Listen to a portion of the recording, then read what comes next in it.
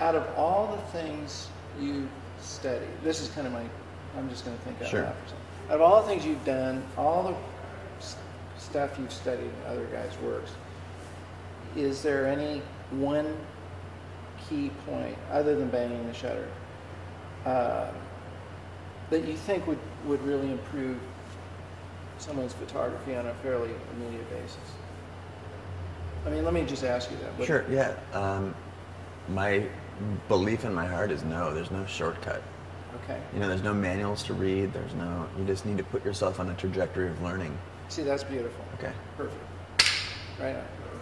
That's the answer. Because I'm just thinking, you know, what are these guys? Are they going, where's the secret thing if I know how to do this? There's no shortcut. Okay, good. And everyone, that's the thing, is nobody wants to hear that.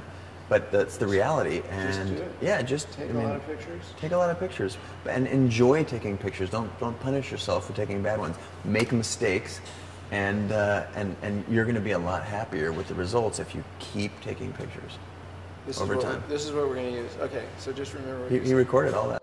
Chase, what's the final thing that you would like to leave our viewers with in terms of all the things that you know as a photographer? What would you advise them to do?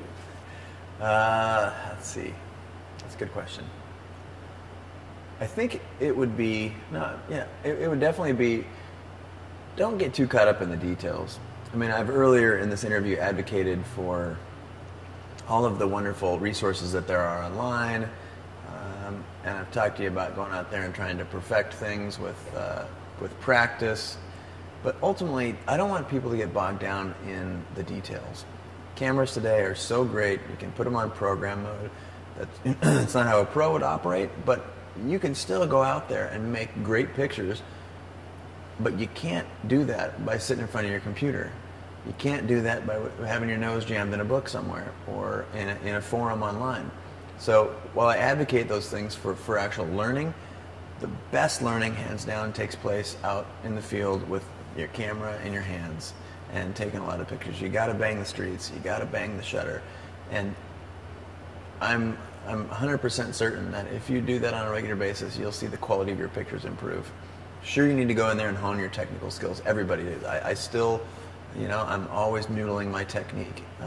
But the point is, just don't get caught in that trap, because that is something that I see on a regular basis. People are they're so caught up on, should I shoot on ISO 200 or ISO 320? And, you know, in very rare circumstances, that makes a difference. But for the most part, just take some pictures.